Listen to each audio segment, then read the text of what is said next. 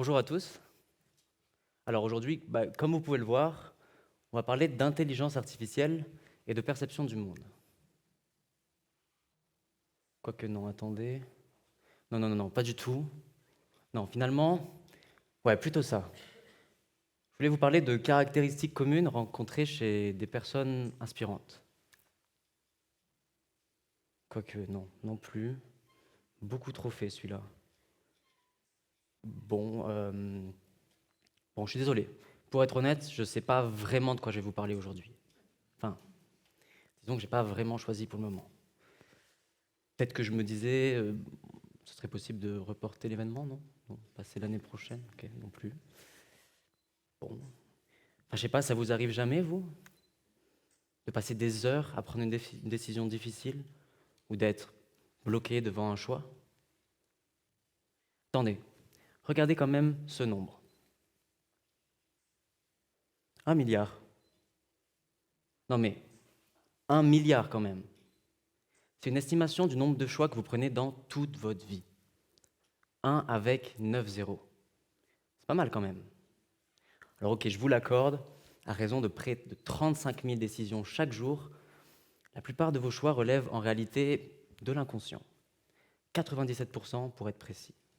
Par exemple, tourner à gauche, traverser la rue, décider comment vous allez vous habiller ce matin. Mais qu'en est-il des quelques choix les plus décisifs? Vous savez, ces quelques décisions qui peuvent vraiment impacter votre vie chaque jour. Tout à coup, c'est quand même plus complexe, hein. Parfois même un vrai casse-tête.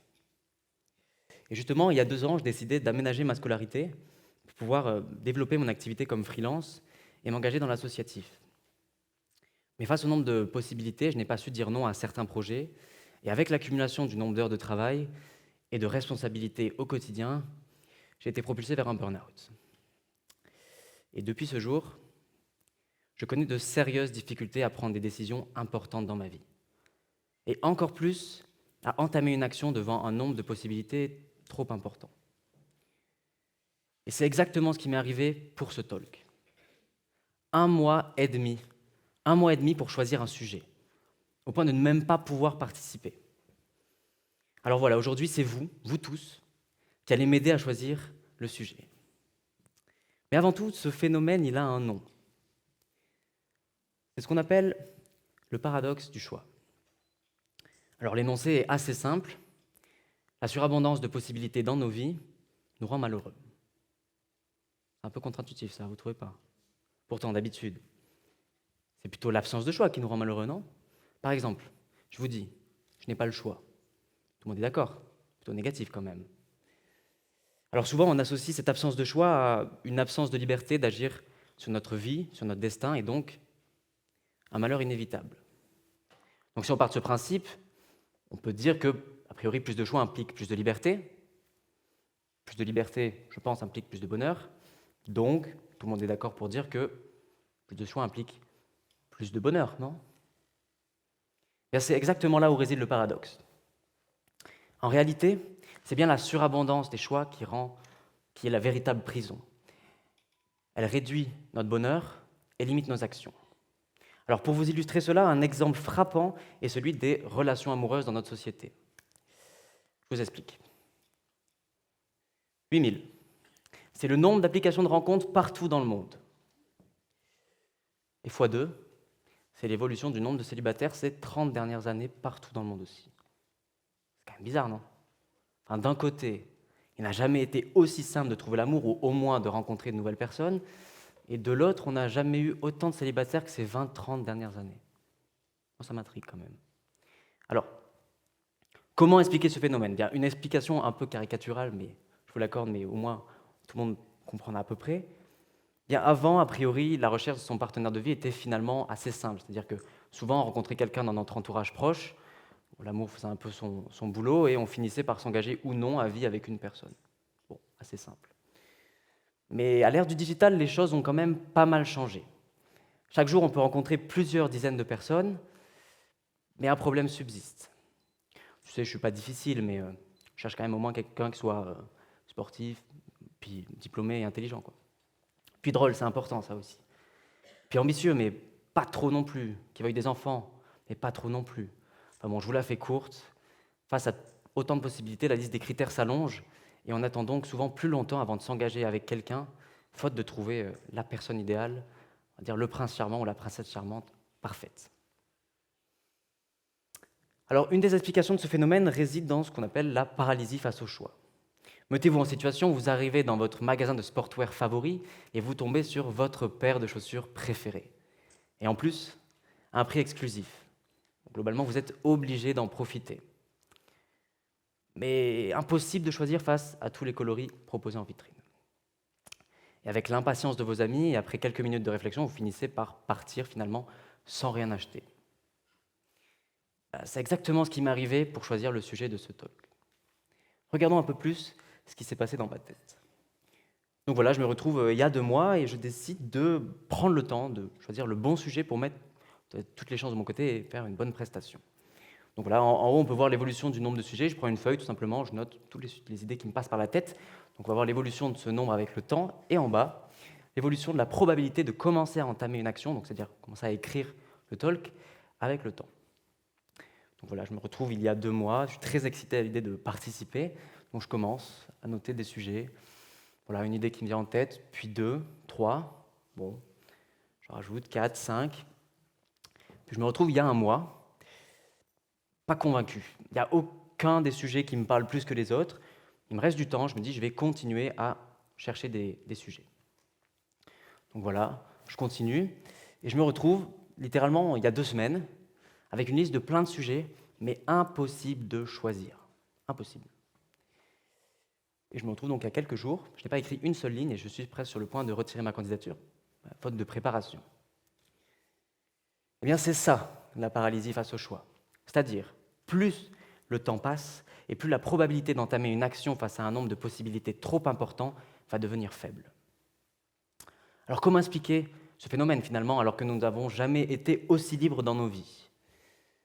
Eh bien, à l'origine, il est important de se rappeler que la décision est un mécanisme primitif. C'est-à-dire que, d'un point de vue anthropologique, il est étroitement lié à des décisions de l'ordre du danger, du risque, de la survie, et donc un stress important.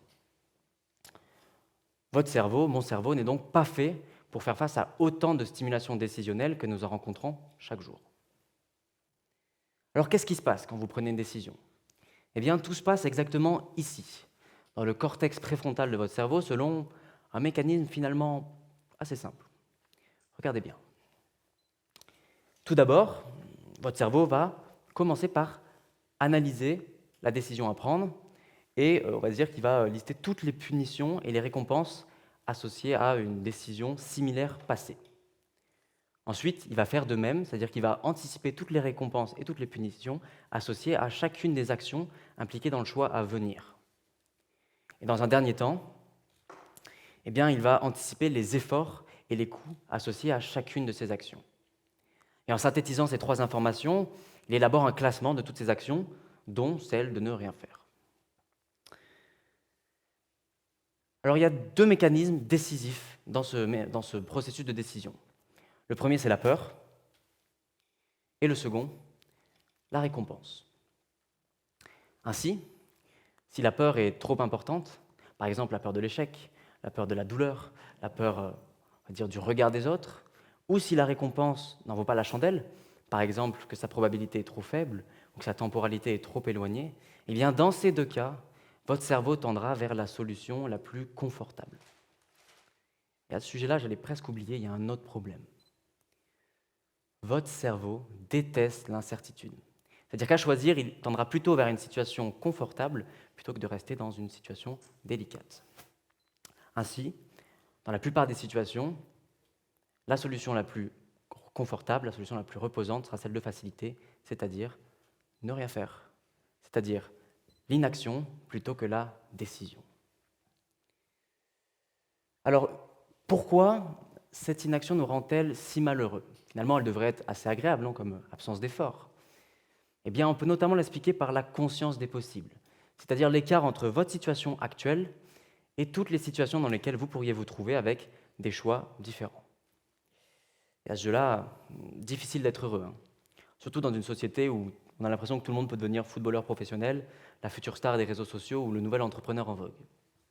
Votre cerveau adore les histoires et il saura inventer tous les scénarios possibles pour vous faire culpabiliser de votre situation actuelle.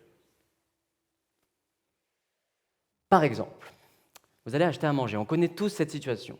Vous vous rendez au restaurant que votre ami vous a conseillé, vous êtes très content à l'idée de tester un des plats. Donc voilà, vous émettez en tout cas des attentes par rapport à votre choix. Vous dites, bon, tout ça a l'air vraiment sympa. Et au moment de la décision, vous regardez une nouvelle fois la carte et vous dites, ça avait l'air pas mal ça aussi.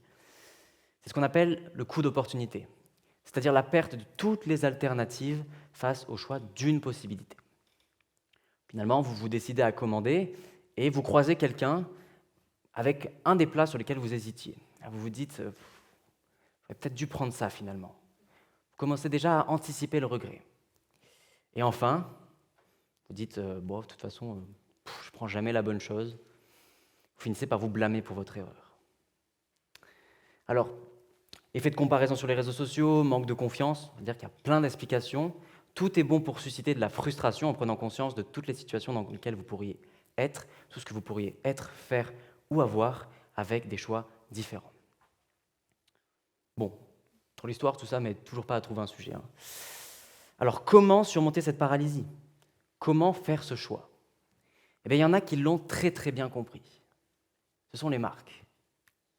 Réduire le nombre de choix est la solution numéro 1 pour surmonter l'inaction lors d'une décision d'achat. En d'autres termes, la psychologie du choix est formelle. Réduire le nombre de possibilités des clients génère plus de ventes. Alors, il y a une étude très célèbre, je ne vous l'accorde pas tant que ça, qui s'appelle l'étude de la confiture, et qui démontre ça très bien. C'est très simple, vous prenez 2 épiceries.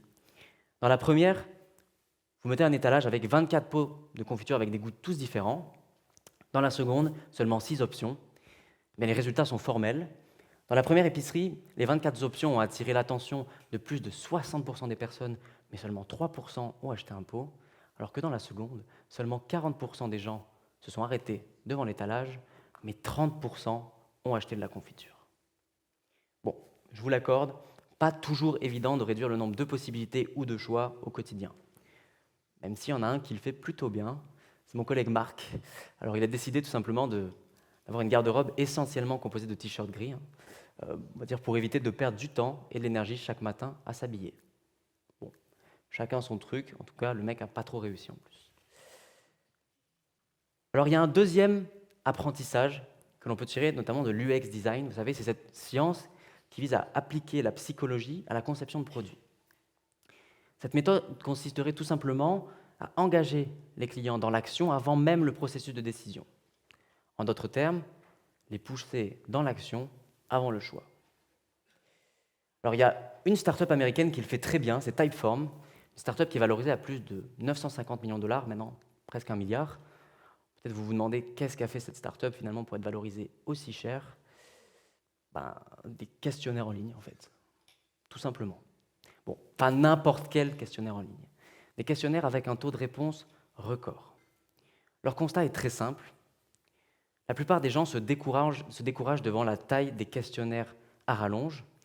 Leur solution, simple également, découper ces questionnaires en petits processus de décision intermédiaires. 2 avantages à ça. Le premier, ça permet d'engager les personnes dans l'action sans qu'ils voient tous les choix qu'ils vont avoir à faire par la suite. Et la deuxième, réduire la probabilité d'abandonner aussi au vu de tous les efforts déjà fournis aux questions précédentes. Alors qu'est-ce qu'on peut tirer concrètement de tout ça dans nos vies pour faire des choix? Eh bien, en réalité, 3 choses. La première, c'est l'importance de se mettre en mouvement face à la paralysie. En d'autres termes, prendre une décision, bonne ou mauvaise, mais se mettre dans une dynamique positive. Et c'est notamment ce que propose la règle des 5 secondes, qui suggère en tout cas qu'il ne faudrait pas attendre plus de 5 secondes avant d'entamer une action délicate, pour ainsi passer de spectateur à acteur de ses choix et surmonter la paralysie. Le deuxième apprentissage, utiliser l'effet cumulé. Pourquoi affronter des choix colossaux quand on peut faire de petites décisions? Les efforts perçus par votre cerveau en seront donc réduits, il sera plus simple de faire de petits choix individuels. Et la dernière possibilité, c'est d'accepter l'erreur. C'est un des mantras de la philosophie du chaos. L'univers est chaos, et en tant que partie de l'univers, notre vie est en partie chaos. Il faut donc apprendre à vivre dans ce chaos, de ne pas tout maîtriser, accepter l'erreur et surtout adapter une démarche itérative face aux erreurs. Alors, si je peux terminer avec un dernier apprentissage que la vie m'a donné à ce sujet-là, en réalité, souvent, les meilleures décisions sont celles qui viennent du cœur. Je me rends compte que je passe beaucoup de temps à essayer de faire ce que je peux plutôt que ce que je veux vraiment. Et comme le disait si bien Amélie Nothomb, le seul mauvais choix est l'absence de choix. Vous connaissez l'adage, mieux vaut avoir des remords plutôt que des regrets. Et en attendant, j'espère que vous ferez tous les bons choix. Merci à tous.